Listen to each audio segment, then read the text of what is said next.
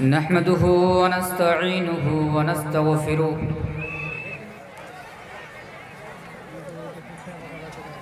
ونعوذ بالله من شرور أنفسنا ومن سيئات أعمالنا من يهده الله فلا مضل له ومن يضلل فلا هادي له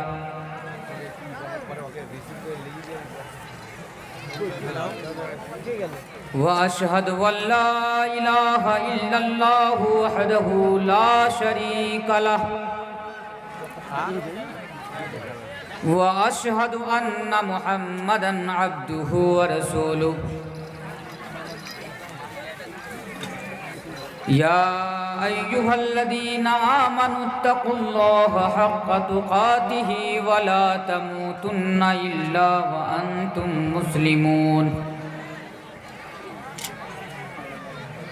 يا أيها الناس اتقوا ربكم الذي خلقكم من نفس واحدة وخلق منها زوجها وبث منهما رجالا كثيرا ونساء واتقوا الله الذي تساءلون به والأرحام إن الله كان عليكم رقيبا يا أيها الذين آمنوا اتقوا الله وقولوا قولا سديدا يصلح لكم أعمالكم ويغفر لكم ذنوبكم ومن يطع الله ورسوله فقد فاز فوزا عظيما أما بعد فإن خير الحديث كتاب الله وخير الهدي هدي محمد صلى الله عليه وسلم وشر الأمور محدثاتها وكل محدثة بدعة وكل بدعة ضلالة وكل ضلالة في النار أعوذ بالله من الشيطان الرجيم بسم الله الرحمن الرحيم واذكروا نعمة الله عليكم إذ كنتم أعداء فألف بين قلوبكم فأصبحتم بنعمته إخوانا الآية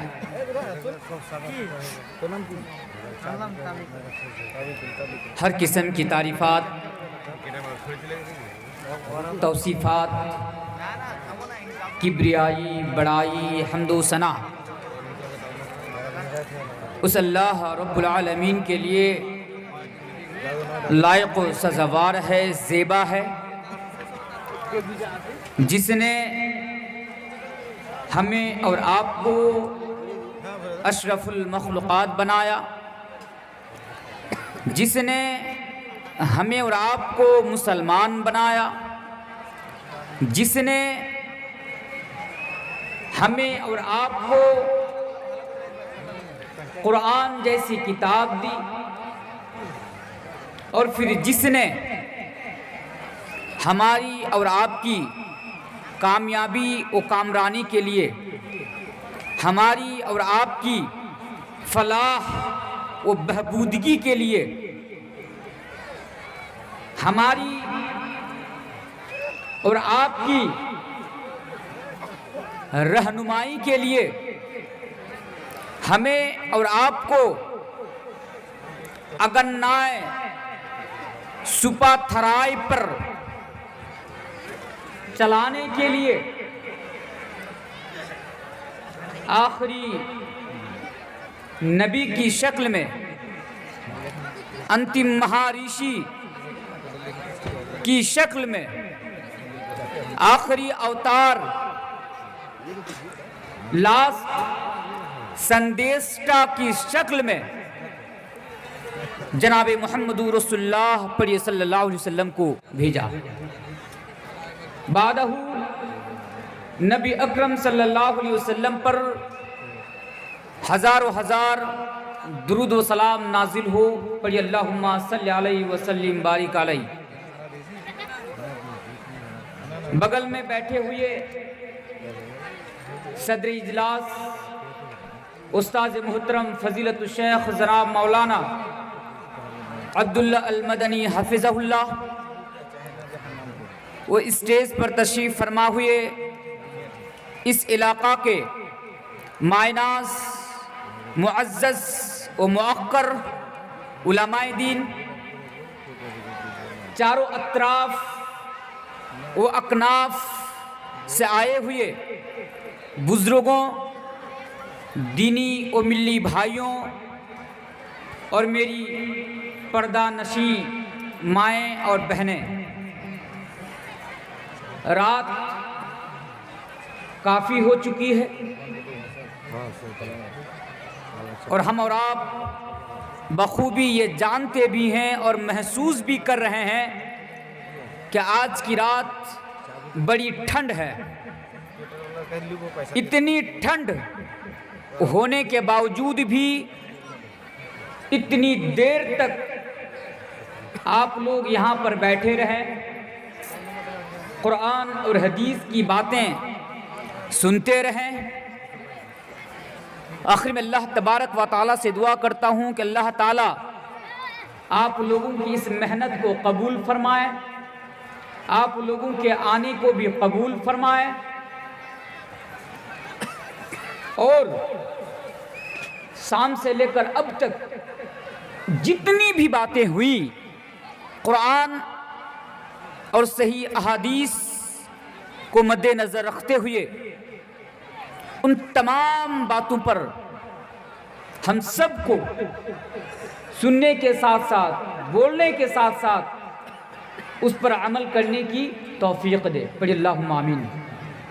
محترم سامعین، میں آپ لوگوں کا وقت ضائع نہیں کروں گا،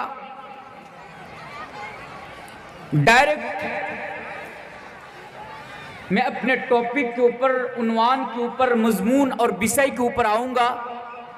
اس سے قبل میری گزارش ان بھائیوں سے ہے جو ابھی تک بازار میں یا پھر ادھر ادھر بھٹک رہے ہیں، وہ اسٹیج میں آئے، پنڈال کے نیچے آئیں، اور جو حضرات کھڑے ہیں ان سے بھی میں بنمرتا پوروک آگرہ کرتا ہوں، مؤدبانہ گزارش کرتا ہوں کہ آپ لوگ کھڑے نہ رہ کر، بہت ساری جگہ خالی ہیں، وہاں پر بیٹھ جائیں اور خالی جگہوں کو پر کر لیں۔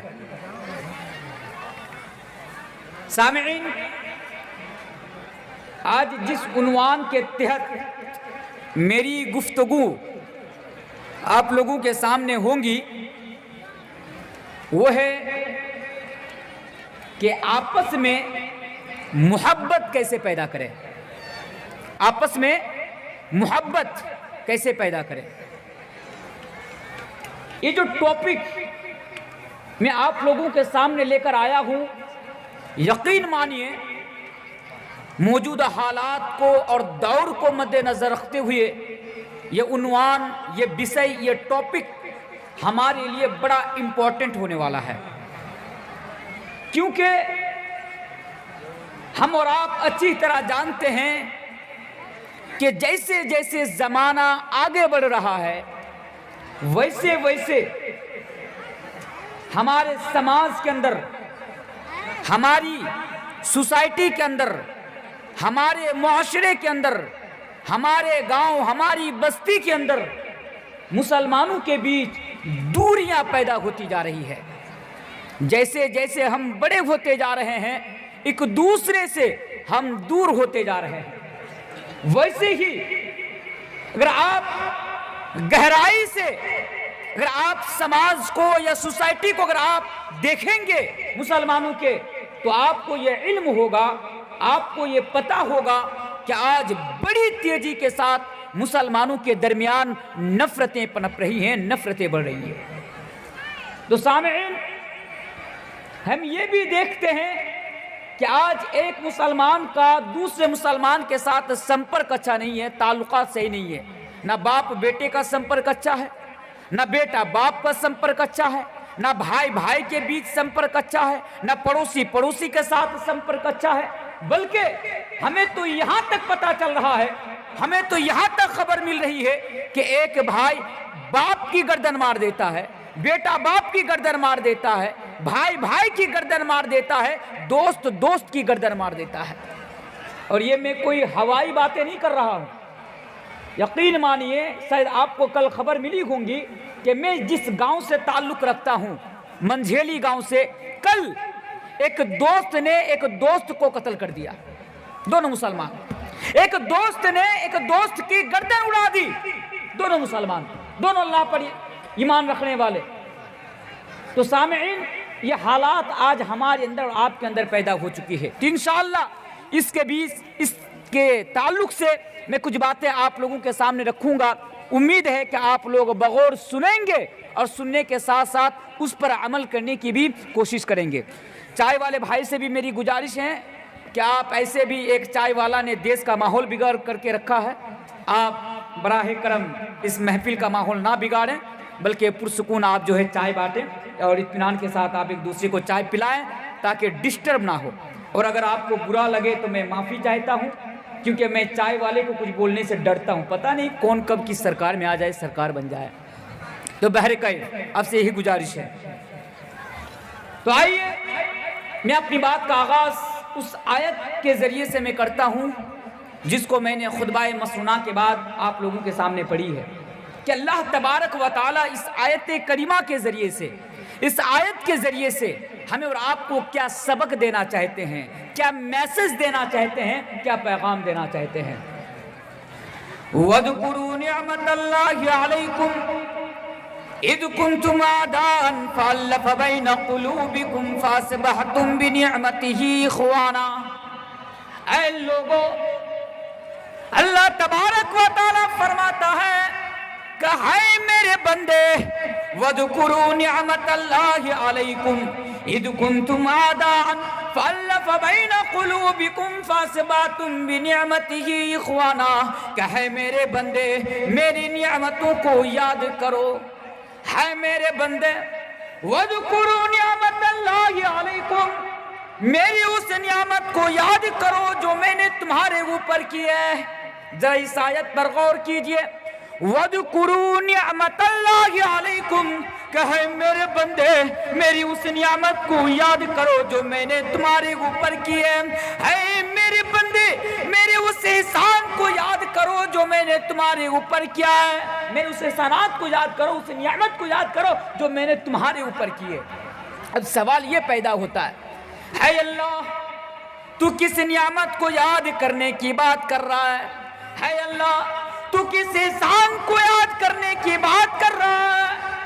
ہم لوگوں کے اوپر تو تیری بے شمار نعمتیں ہیں، ہم لوگوں کے اوپر تو تیرا بے شمار احسانات ہیں، پر تو کس نعمت کو یاد کرنے کی اور کس احسان کو یاد کرنے کی بات کر رہا ہے؟ اگر ہم تیرے احسان کو گننا چاہیں تو گن نہ سکیں، اگر تیری نعمتوں کو کسی کاپی کے اندر، کسی بک کے اندر اگر رائٹ کرنا چاہیں تو رائٹ نہ کر سکیں، اگر تیری نعمتوں کو، اگر تیری احسانات کو ہم لپی بدھ کرنا چاہیں تو لپی بدھ نہ کر سکیں. اے اللہ پھر تو ہی بتا دے، ہم تو کنفیوز ہیں، ہمیں تو سمجھ میں نہیں آ رہا ہے کہ تیری اتنی ساری نعمتیں ہیں، پر اس آیت کے ذریعے سے تو کس نعمت کو یاد کرنے کی بات کر رہا ہے؟ اے میرے بندے ذرا کان کھول کر سن لو. اللہ تبارک و تعالیٰ فرماتا ہے وَاذْكُرُوا نِعْمَةَ اللَّهِ عَلَيْكُمْ اِذْ كُنْتُمْ أَعْدَاءً فَأَلَّفَ بَيْنَ قُلُوبِكُمْ فَأَصْبَحْتُمْ بِنِعْمَتِهِ إِخْوَانًا. اے میرے بندے میرے تمام کے تمام نعمتوں کو یاد کرنے کی ضرورت نہیں ہے. اے میرے بندے میرے تمام کے تمام احسانات کو یاد کرنے کی ضرورت نہیں ہے، بس تو میری ایک نعمت کو یاد کر لے جو میں نے تمہارے اوپر کی ہے. بس یہ ایک نعمت کو یاد کر لے. وہ کون سی نعمت؟ اذ کنتم اعداء فالف بین قلوبکم فاصبحتم بنعمتی اخوانا، کہ تم آپس میں دشمن تھے، کہ تم آپس میں ایک دوسرے کے دشمن بنے ہوئے تھے، ذرا ذرا سی باتوں کے لیے تمہارے درمیان تلواریں چل جایا کرتی تھی، ذرا ذرا سی باتوں کے لیے تمہارے درمیان تلواریں چل جایا کرتی تھی، بھائی بھائی کی گردن مار دیتا تھا، باپ بیٹے کی گردن مار دیتا تھا، بیٹا باپ کا سر قلم کر دیتا تھا، ذرا ذرا سی باتوں کے لیے تم ایک دوسرے کے دشمن تھے۔ دشمنی بھی کیسی دشمنی؟ میں تم سے بڑا ہوں، تو مجھے بڑا نہیں مانے گا؟ نہیں، میں تجھے بڑا نہیں مانوں گا، سر کاٹ دیا، مجھے بڑا ماننا پڑے گا۔ تھوڑی سی انبن ہو گئی، میانوں سے تلوار نکل گئی، گردن پر تلواریں چل جایا کرتی تھی، اتنی دشمنی تھی۔ پھر اللہ تبارک و تعالیٰ نے کیا کیا؟ ہمارے بیچ قرآن کو بھیجا۔ پھر اللہ تبارک و تعالیٰ نے کیا کیا؟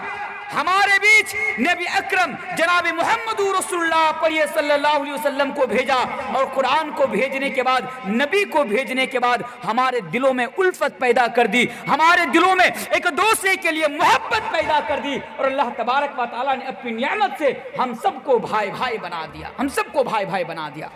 اگر آپ ڈیٹیلز میں جاننا چاہتے ہیں تو کبھی پڑھ لیجئے گا 1400 سال پہلے کی تاریخ کو، کہ مسلمان ایک دوسرے کے ساتھ کس طرح پیش آیا کرتے تھے۔ سامعین، یہ اللہ تبارک و تعالیٰ کی بہت بڑی نعمت ہے ہمارے اوپر اور آپ کے اوپر، کہ اللہ تبارک و تعالیٰ نے ہم جو دشمن تھے، اللہ تبارک و تعالیٰ نے ہمارے بیچ سے دشمنی کو ختم کر دیا، اور ہمارے دلوں میں الفت پیدا کر دی، ایک دوسرے کے لیے محبت پیدا کر دی نبی کو بھیج کر، اور ہم سب کو اپنی نعمت سے، اپنے فضل سے ہم سب کو بھائی بھائی بنا دیا۔ اور ایسا ہی ہوا کہ جب اللہ کے پیارے رسول جناب محمد رسول اللہ پڑھیے صلی اللہ علیہ وسلم جب آئے، تو آنے کے بعد لوگوں کے درمیان سب سے پہلے بھائی چارہ قائم کرایا۔ ایک مثال میں آپ کو دے دوں، میری باتیں سمجھ رہی ہیں نا آپ لوگ؟ سمجھ رہے ہیں نا میری باتیں آپ لوگ؟ بھائی کوئی جواب دیجیے، پھر نیند آ رہی ہے آپ کو؟ نیند آ رہی ہے؟ نہیں، سنیے، انشاءاللہ وہ چیزیں میں آپ کے سامنے آج بتاؤں گا، دھیرج رکھیے۔ کون سی چیزیں؟ برسوں کی دشمنی ختم ہو جائیں گی آپ سے۔ کوئی آپ سے نفرت کر رہا ہے نا، نفرت ختم کر دوں گا انشاءاللہ آج۔ کوئی 20 سال سے 15 سال سے آپ سے بات چیت نہیں کرتا ہے، آج میری باتیں سن کر جائیے، وہ بھی آپ سے بات کرنے لگے گا۔ کوئی آپ کی طرف دیکھنا بھی گوارا نہیں کرتا، میری باتیں سن کر جائیے، انشاءاللہ تعالی کل وہ آپ سے محبت کرنے لگے گا، آپ کا جانی دشمن بھی آپ کا اپنا بن جائے گا انشاءاللہ۔ وہ تمام چیزیں میں آپ لوگوں کے سامنے آج رکھوں گا۔ تو جو میں بتا رہا تھا کہ اللہ کے پیارے رسول جناب محمد رسول اللہ صلی اللہ علیہ وسلم نے لوگوں کے درمیان کس طرح بھائی چارہ قائم کرایا، کہ دیکھیں مدینے کے اندر جو صحابہ رہتے تھے ان لوگوں کو انصار کہتے ہیں، اور مکے کے اندر جو صحابہ رہتے تھے، جو لوگ ہجرت کر کے مدینہ آئے تھے، ان کو مہاجر کہتے ہیں، یعنی ہجرت کرنے والے۔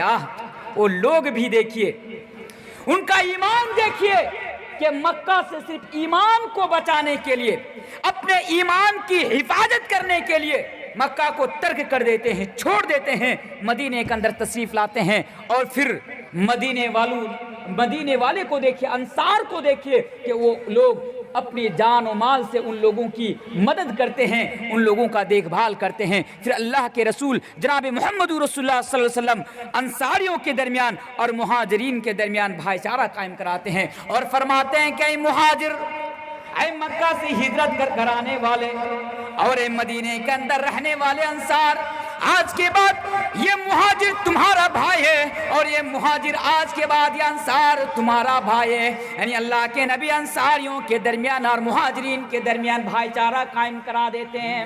اسی طرح ایک واقعہ بڑا مشہور ہے، بڑا فیمس واقعہ ہے، اس واقعہ کو سامنے رکھیے اور ذرا اندازہ لگائیے کہ اللہ کے پیارے رسول جناب محمد رسول اللہ صلی اللہ علیہ وسلم نے 1400 سال پہلے مسلمانوں کے درمیان کس طرح بھائی چارہ قائم کرایا تھا۔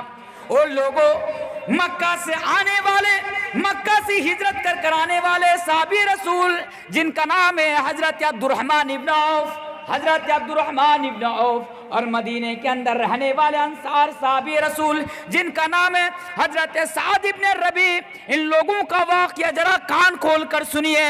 حضرت عبد الرحمن ابن عوف مکہ سے مدینہ تشریف لاتے ہیں، اور حضرت سعد ابن ربی مدینہ کے رہنے والے ہیں. اللہ کے پیارے رسول نے حضرت سعد بن ربی اور حضرت عبد الرحمن ابن عوف کے درمیان بھائی چارہ قائم کراتے ہیں اور فرماتے ہیں کہ اے سعد ابن ربی یہ عبد الرحمن ابن عوف تمہارا بھائی ہے. اور عبد الرحمن ابن عوف سے فرماتے ہیں کہ عبد الرحمن ابن عوف یہ سعد ابن ربی تمہارا بھائی ہے. پھر دیکھیے ان لوگوں کے درمیان یعنی ان دونوں کے درمیان بھائی چارہ کیا ہوا, ان دونوں کے درمیان محبت کیسے پیدا ہوئی.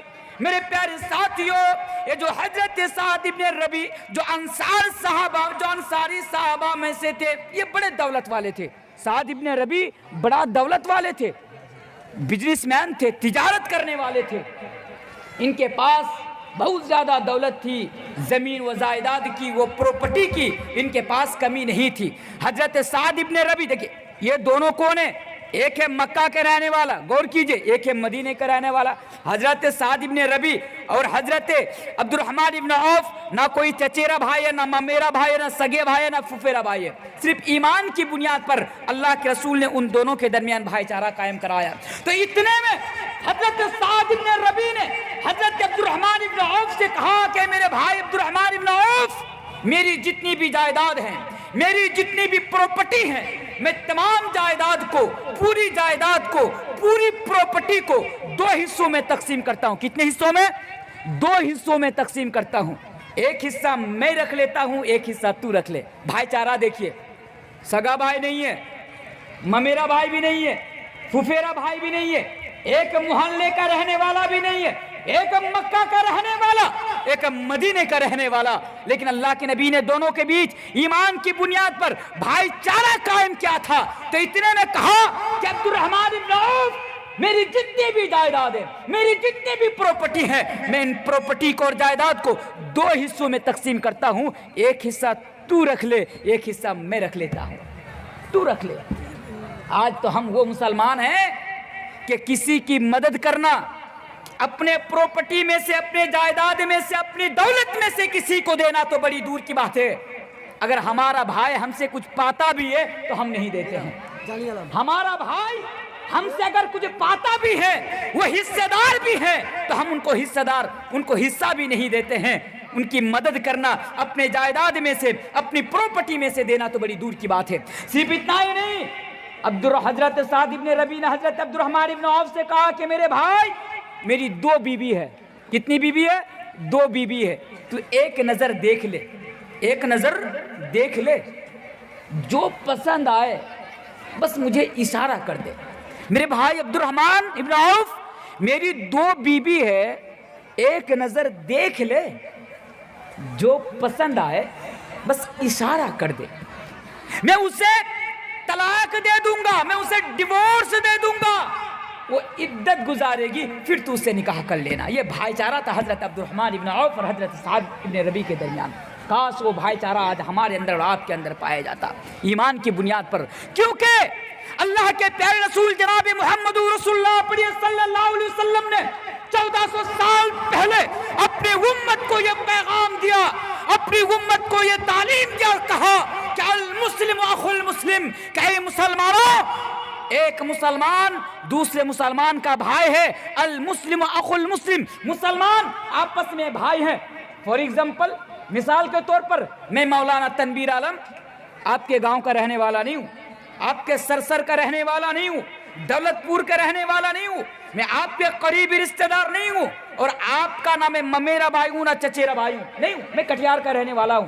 لیکن میں مسلمان ہوں, آپ بھی مسلمان ہیں, تو ایمان کی بنیاد پر آپ میرے بھائی ہیں, میں آپ کا بھائی ہوں.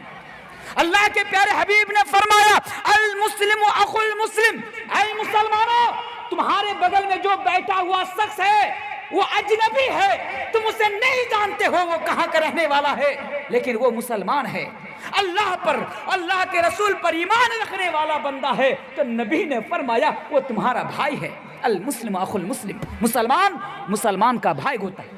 اسی طرح اللہ تبارک و تعالیٰ نے پوتر قرآن کے اندر فرمایا انما المؤمنون اخوہ, جتنے بھی مومن ہیں تمام کے تمام آپس میں بھائی بھائی ہیں, تمام کے تمام آپس میں بھائی ہیں. ایک حدیث پڑھ دوں, شارٹ کٹ میں بتا رہا ہوں کیونکہ وہ چیزیں مجھے بتانی ہے. کون سی چیزیں؟ جس کے اوپر عمل کرنے سے ہمارے درمیان محبت پیدا ہو جائے گی انشاءاللہ. وہی میرا اصل مقصد ہے آپ لوگوں کے سامنے بتانا. تو ایک مسلمان کو دوسرے مسلمان کے ساتھ کیسے رہنا چاہیے ذرا کان کھول کر سن لیجئے. اللہ کے نبی نے 1400 سال پہلے فرمایا. معاف کیجئے گا استاد محترم بیٹھے ہوئے ہیں, آج میں کوئی جذباتی تقریر نہیں کروں گا, اور نہ مولانا تنویر عالم صاحب تو جذباتی تقریر کے لیے جانے جاتے ہیں. آج تو میں محبت کی بات کرنے کے لیے آیا ہوں. حدیث سنتے جائیے. آج سب مسلمان ہونے کا دعویٰ کر رہے ہیں. نماز پڑھ لیے مسلمان ہو گیا, روزہ رکھ لیے مسلمان ہو گیا. حاجی صاحب ہیں, ایک نہیں 7 مرتبہ حج کر کے آئے مسلمان ہو گیا. چلیے اچھی بات ہے, لیکن ذرا اس حدیث کی روح سے اور اس حدیث کو اپنے اوپر فٹ کر کے ذرا مجھے بتائیے کہ آپ مسلمان ہے یا نہیں ہے. وہ کون سی حدیث ہے؟ بڑی امپورٹنٹ حدیث ہے. اس حدیث کو سنیے. ایک چیز بتاؤں, صرف سنیے مت, اپنے اوپر اس حدیث کو فٹ کیجئے. ہم لوگوں نے فٹ کرنا بھول گیا. سنتے ہیں, آج ہزاروں بار سنے ہوں گے یہ حدیث, لیکن کبھی ہم نے اس حدیث کو سامنے رکھتے ہوئے ہم نے کبھی سوچا نہیں ہے, ہم نے کبھی یہ احساس نہیں کیا, ہم نے کبھی یہ تدبر نہیں کیا, غور و فکر نہیں کیا کہ اس حدیث کے ذریعے سے, یعنی اس حدیث کی روح سے ہم مسلمان لگ رہے ہیں یا لگ نہیں رہے ہیں, ہم مسلمان ہے یا نہیں ہے. ایک چیز بتاؤں, آج تو تقریر سب کوئی سنتے ہیں, معاف کیجیے گا, جلسہ تو ہر روز کہیں نہ کہیں ہوتا ہے, ہر روز کہیں نہ کہیں جلسہ ہوتا ہے. جلسوں کے نام پر ہزاروں روپیہ آج خرچ کیا جاتا ہے. میں جلسے کے خلاف نہیں ہوں, معاف کیجیے گا, میں جلسے کے خلاف نہیں ہوں.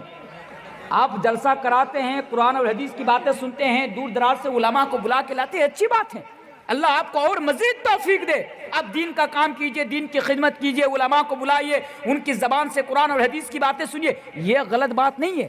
غلط بات تو تب ہے نا کہ جلسے کے نام پر آج ہم اور آپ ہزاروں روپیہ خرچ کر دیتے ہیں. کلیا چوک میں کچھ دن پہلے میرا ایک پروگرام تھا, وہاں پر مجھے بتایا کہ مولانا صاحب آپ جو یہ اسٹیج دیکھ رہے ہیں نا, یہ اسٹیج ہم لوگوں نے 3 لاکھ روپیہ دے کر اس کی سجاوٹ کی ہے, 3 لاکھ روپیہ دے کر. تو میں نے کہا صاحب 3 لاکھ روپیہ دے کر اسٹیج سجانے کی کیا ضرورت تھی, کسی غریبوں میں ہی بانٹ دیتے. تو بولا مولانا صاحب آپ یہ کیسی باتیں کر رہے ہیں, ہمارا بغل والا نے اسٹیج سجایا تو 2 لاکھ میں سجایا, ہم ان سے تھوڑی کم ہے. کمپٹیشن میں جلسہ کراتے, آج تو جلسہ کروائے گا, ہم نہیں کروائیں گے. تیرے پاس پیسہ ہے, ہمارے پاس پیسہ نہیں ہے. اچھا تو مولانا تنویر کو لائے گا, ہم تو مولانا جرجس کو بھی لاؤں گا. یہ بھی کمپٹیشن ہے. جلسہ بھی کرتے ہیں تو کمپٹیشن کے نام پر کرتے ہیں, اور اسی نام پر آج ہزاروں پیسہ پانی کی طرح قوم کا برباد کر دیا جاتا ہے, تباہ کر دیا جاتا ہے. میرے بھائیوں, میری باتوں کو سمجھنے کی کوشش کیجئے. رزلٹ کیا نکلتا ہے؟ جلسے میں آ کر پوری رات بیٹھ کر جلسہ سنتے ہیں, قرآن و حدیث کی باتیں سنتے ہیں, موبائل میں علماء کی تقریریں سنتے ہیں, جامع مسجد میں آپ جا کر خطبہ کی شکل میں سنتے ہیں, اپنے آس پاس علماء رہنے والے ان کی زبان سے سنتے ہیں. لیکن کیا ہمارے اندر کبھی چینجنگ آئی, ہمارے اندر کبھی تبدیلی آئی, ہمارے اندر کبھی بدلاؤ آیا؟ پوری رات بیٹھ کر جلسہ سن لیے, صبح ہوئی چائے کی دکانوں پر بیٹھے, واہ مولانا صاحب نے آج کیا مودی کو دھوئے, واہ واہ مزہ آ گیا, مزہ آ گیا. بول دیے, چائے بھی ختم, سب نارمل ہو گیا. بھول گئے کہ رات کو مولانا صاحب آئے تھے, کیا بتا کر گئے. آج ایسا ہے, آج ہمارا اور آپ کا جو ہے صورتحال ہے. نہیں میرے بھائی, ایسا نہیں ہونا چاہیے. اگر اتنی دیر تک بیٹھے ہوئے ہیں, جو باتیں سن رہے ہیں, اس پر ذرا عمل بھی کیجئے, اس کو اپنی زندگی میں لاگو بھی کیجئے, اس کو فالو بھی کیجئے, اور اس کے مطابق زندگی گزاریے. تبھی آپ کے اندر چینجنگ آئیں گی, ورنہ آپ کے اندر چینجنگ نہیں آئیں گی. تو سامعین جو بتا رہا تھا, اس حدیث کو ذرا سنیے. آپ اپنے گاؤں میں جائیے, اس حدیث کو جا کر بتائیے دوسروں کو. چائے کی دکانوں پر بیٹھ کر گپے مت مارا کیجئے, کسی اسٹینڈ میں بیٹھ کر گپے نہ مارا کیجئے, بلکہ جائیے ان تک میری باتوں کو پہنچائیے. مجھ سے پہلے جو علماء آئے ان کی باتوں کو ان تک پہنچائیے کہ بھائی آپ جلسے میں نہیں گئے تھے, مولانا عبدالشکور صاحب آئے تھے, مولانا تنویر صاحب کٹیہار سے آئے تھے, مولانا صاحب یہ بتا کر گئے, ان تک بھی باتوں کو پہنچائیے. یہ آپ کی ذمہ داری ہے, یہ آپ کی رسپانسبلٹی ہے. حدیث کیا ہے؟ حدیث سنتے جائیے.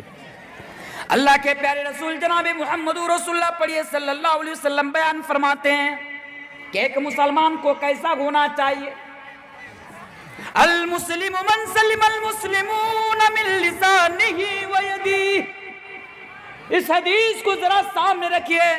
نبی فرماتے ہیں کہ مسلمان تو وہ ہے, المسلم من سلم المسلمون من لسانه ويده. مسلمان تو ہے جس کے ہاتھ کے ذریعے سے, جس کی زبان کے ذریعے سے کسی دوسرے انسان کو تکلیف نہ پہنچے. اور میرے سامنے بیٹھے ہوئے لوگوں, وہ اسٹیج کے اوپر بیٹھے ہوئے لوگوں ذرا اس حدیث کو اپنے اوپر فٹ کر لو، ذرا اس حدیث کو سامنے رکھو۔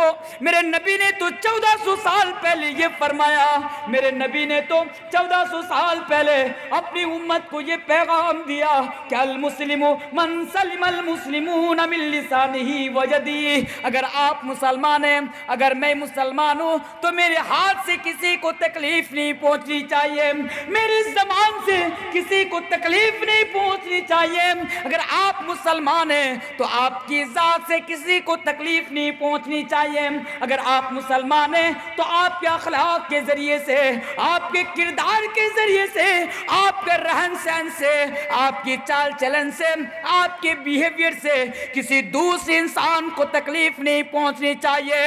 اور ہاں یہ بات بھی ذرا یاد کر لو، مولانا تنویر عالم یعنی سرسر کے سرزمین پہ بیٹھ کر یہ بات بھی کر جا رہا ہے، وہ حاجی صاحب آپ نے یہ ایک مرتبہ نہیں 7 مرتبہ حج کر آئے۔ او بھائی صاحب آپ سے 5 وقت کی نماز نہیں، آپ تو تہجد کی نماز بھی پڑھتے ہیں، رمضان مبارک مہینہ میں روزہ بھی رکھتے ہیں، اس کے باوجود بھی آپ کی ذات سے دوسروں کو تکلیف پہنچ رہی ہے، آپ کے ہاتھ سے دوسروں کو تکلیف پہنچ رہی ہے، آپ کی زبان سے دوسروں کو تکلیف پہنچ رہی ہے۔ تو مولانا تنویر عالم اس حدیث کے ذریعے سے آپ کو یہ کہہ کر جا رہا ہے کہ آپ مسلمان نہیں ہیں، آپ مسلمان نہیں ہیں، آپ مسلمان نہیں ہیں۔ اور وہ میں اس لیے کہہ کر جا رہا ہوں کیونکہ نبی نے 1400 سال پہلے یہ بات کلیئر کر دیا، نبی نے 1400 سال پہلے یہ اعلان کر دیا کہ المسلم من سلم المسلمون من لسانہ و یدہ۔ اے لوگوں، مسلمان تو وہ ہے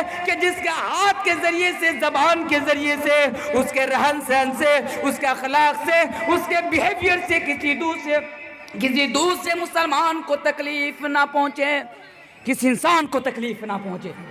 بتائیے آپ اپنے کلیجے پر ہاتھ رکھ کر بتا سکتے ہیں کہ مولانا صاحب میری ذات سے کسی کو تکلیف نہیں پہنچتی، میری زبان سے، میری باتوں سے کسی کو تکلیف نہیں پہنچتی؟ آپ بتا سکتے ہیں؟